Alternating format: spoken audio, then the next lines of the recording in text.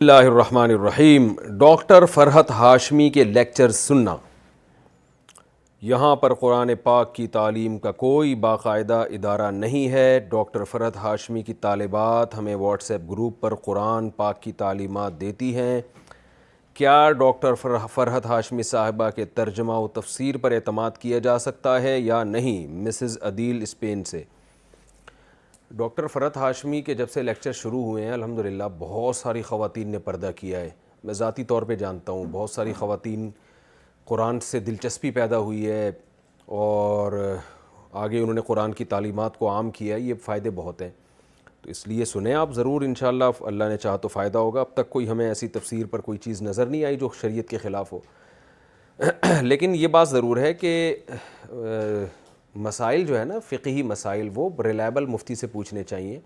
آج کل مسئلہ یہ ہے کہ جو آدمی واعظ و نصیحت کا کام شروع کرتا ہے یا درس قرآن کا، وہ لوگوں کو مسائل بھی بتانا شروع کر دیتا ہے، چاہے مرد ہو یا عورت ہو۔ یہ ایک چیز معاشرے میں پھیل گئی ہے، تو ہر چیز کے اہل ہوا کرتے ہیں۔ تو جب آپ کو کوئی فتویٰ چاہیے تو پھر اس میں آپ کسی ریلائبل دینی ادارے کے کسی مفتی سے جو پراپر جو فتوے کا کام کر رہے ہوں عرصہ دراز سے، تو ان سے پراپر فتویٰ لینا چاہیے۔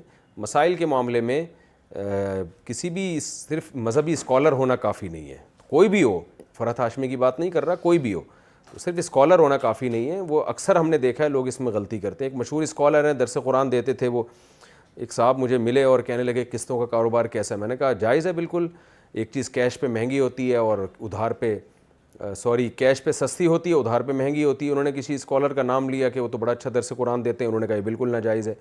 تو میں نے کہا نہیں، ایسا نہیں ہے، وہ اسکالر تھے اپنی جگہ، درس قرآن بھی اچھا دیتے تھے، مسائل کا علم نہیں ہوتا، ہر چیز کے ایک اہل ہوا کرتے ہیں۔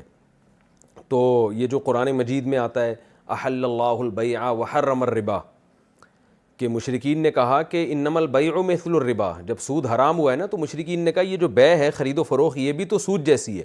تو بعض مفسرین نے لکھا ہے کہ وہ قسطوں کے کاروبار ہی کے بارے میں مشرکین نے اعتراض کیا تھا کہ اگر آپ سود کو حرام دیتے ہیں تو قسطوں پہ بھی تو چیزیں مہنگی بکتی ہیں۔ تو اس کے اللہ نے کیا جواب دیا؟ احل اللہ البیع، بھائی وہ خرید و فروخت کا معاملہ ہو رہا ہے، وہ جائز ہے، اور سود کا معاملہ وہ حرام ہے۔ تو اللہ نے فرق رکھا ان میں، ایک کو حلال قرار دیا، ایک کو حرام قرار دیا۔ تو مسائل کے معاملات میں جو آج کل جو بہت سارے اسکالرز یا درس قرآن دینے والے لوگ ہیں، جب تک وہ ریلائبل مفتی نہ ہو، کسی دینی ادارے سے پراپر فارغ نہ ہو، کسی مفتی کی نگرانی میں فتوے کا کام نہ کیا ہو، اس وقت تک مسائل نہیں پوچھنے چاہیے ان سے، خاص طور پہ جو پیچیدہ مسائل ہیں یا اختلافی مسائل ہیں، ان میں اکثر یہ حضرات غلطی کر جاتے ہیں۔ کیا سفر معراج میں دیدار الہی ہوا تھا؟ کیا قرآن و حدیث سے اس بارے میں کوئی روشنی ملتی ہے کہ معراج کے سفر میں رسول اللہ صلی اللہ علیہ وسلم نے اللہ تعالیٰ کو اپنی آنکھوں سے دیکھا تھا یا نہیں؟ کامران شیخ، سعودی عرب سے۔ دیکھیں اس پہ دلائل سے تو میں بعد میں کسی وقت ریکارڈ کروا دوں گا پوری تفصیل سے، لیکن اس میں دونوں رائے ہیں علماء کی۔ بعض علماء کہتے ہیں نبی صلی اللہ علیہ وسلم نے اپنی آنکھوں سے دیکھا تھا، بعض کہتے ہیں نہیں دیکھا تھا۔ میری نظر میں جو دوسرے دلائل ہیں وہ زیادہ قوی ہیں، کیونکہ حضرت عائشہ نے بھی نفی کی ہے اس کی۔ نور انا اراہ، خود آپ سے حدیث سے میں ثابت ہے، نبی صلی اللہ علیہ وسلم فرمائے نور تھا، میں کہاں سے دیکھ سکتا تھا؟ اور اس دنیا کی آنکھوں سے تو قرآن مجید میں بھی ہے لا تدرکہ الابصار وہو یدرک الابصار، کہ اس دنیا کی آنکھوں سے اس دنیا میں دیکھنا ممکن نہیں ہے۔ معراج پہ جب آپ صلی اللہ علیہ وسلم گئے، وہ تو اسی عالم میں گئے، عالم خواب میں یا عالم ارواح میں تھوڑی گئے، وہ تو انہی آنکھوں کے ساتھ گئے۔ بہرحال دوسری طرف بھی دلائل ہیں، لیکن میری رائے میں زیادہ قوی دلائل اس طرف ہیں کہ دیکھنا ثابت نہیں ہے۔ حضرت موسیٰ علیہ السلام نے خواہش ظاہر کی تھی، مگر یہ کہ اللہ تعالیٰ نے پہاڑ پہ تھوڑی سی تجلی ظاہر کی اور موسیٰ کو بتا دیا، کلیم اللہ کو، لن ترانی ہے موسیٰ، تو نہیں دیکھ سکتا مجھے کسی قیمت پہ، لن ترانی کو ہرگز یہ ممکن نہیں ہے۔ تو آخرت میں دیدار ہوگا اللہ تعالیٰ کا اور ہم ان آنکھوں سے دیکھیں گے۔ اس وقت جو اللہ ہمیں آنکھیں دیں گے اس میں اتنی طاقت ہوگی کہ وہ اللہ کے دیدار کو برداشت کر سکیں۔ دنیا کی آنکھوں سے دیکھنا قرآن و سنت سے پتہ چلتا ہے کہ یہ ممکن نہیں ہے، لیکن بہرحال اگر کوئی دوسرا قول بھی اختیار کرتا ہے، اس کی رائے میں وہ زیادہ قوی ہے، تو اس میں گورنمنٹ کی طرف سے کوئی پابندی نہیں ہے۔ ان چیزوں میں ہمیں لڑنا نہیں چاہیے۔ اور یہ بھی ہے کہ میں نے ایک دفعہ پہلے بھی اس پر بیان کیا تھا کہ میں نے جو دلائل دونوں طرف پڑھے ہیں تو میرا اپنا رجحان اسی طرف ہے کہ دیکھنا ثابت نہیں ہے۔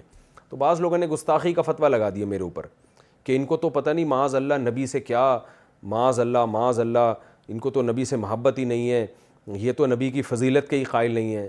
او بھائی، نبی کی فضیلت جو قرآن و سنت سے صحیح احادیث سے ثابت ہوگی، نبی نے بتایا ہوگا، ہم اس کے قائل ہوں گے نا۔ اگر میری رائے میں کوئی بالکل بے غبار اور واضح حدیث نہیں ہے اس بارے میں، دیدار کے بارے میں، تو اس میں توہین کی کہاں سے بات آ گئی؟ ہم نبی کی فضیلت کے قائل ہیں، سب سے بڑی فضیلت آپ کی، آپ اللہ کے پیغمبر ہیں، آپ اللہ کے رسول ہیں، آپ اللہ کے سفیر ہیں، اور ایسے سفیر کہ آپ صلی اللہ علیہ وسلم نے فرمایا لو کان موسیٰ حیا لما وسعہ الا اتباعی، آج موسیٰ بھی زندہ ہو جائیں تو مجھے فالو کیے بغیر نجات نہیں ہو سکتی ہے۔ کتنی بڑی فضیلت ہے۔ تو جو فضیلتیں ہمارے نبی کی ثابت ہیں وہ خود اتنی بڑی فضیلت ہیں کہ اس سے بعد اگر کوئی کسی ضعیف حدیث کی بیس پہ یا ایسی حدیث جو واضح نہیں ہے اس کی بیس پر اس روایت سے ثابت ہونے والے مضمون کا اگر کوئی انکار کر دیتا ہے تو اس سے پیغمبر کی توہین کا کوئی پہلو نہیں نکلتا۔ اس لیے ہمیں رسول اللہ صلی اللہ علیہ وسلم سے محبت ہے، آپ سرور کائنات ہیں، آپ سید الانبیاء ہیں، آپ تمام پیغمبروں میں سب سے افضل ہیں، اور سب سے بڑی بات بعد از خدا بزرگ توئی قصہ مختصر، اللہ کے بعد اس کائنات میں سب سے بڑا مقام اگر کسی کا ہے تو سید الانبیاء حضرت محمد صلی اللہ علیہ وسلم کا ہے۔ تو یہ فضیلت ہے۔ تو اگر کوئی ان بیسس پہ انکار کرتا ہے کہ بھئی دیکھنا ثابت نہیں ہے تو کم از کم اس پہ توہین کے فتوے نہ لگایا کریں۔ ایسے تو کوئی خود سے بہت سارے فضائل گڑ کے بیان کرنا شروع کر دے اور جب علماء انکار کریں تو آپ ان پہ توہین کے فتوے لگا دیں، تو یہ تو پھر ایک تو شرعی حدود سے تجاوز ہو جائے گا۔ بہرحال مسئلہ اختلافی ہے، میں نے کہا کہ دوسری طرف بھی علماء کی رائے موجود ہے، تو اگر کوئی وہ رائے رکھتا ہے تو اس میں کوئی حرج نہیں ہے۔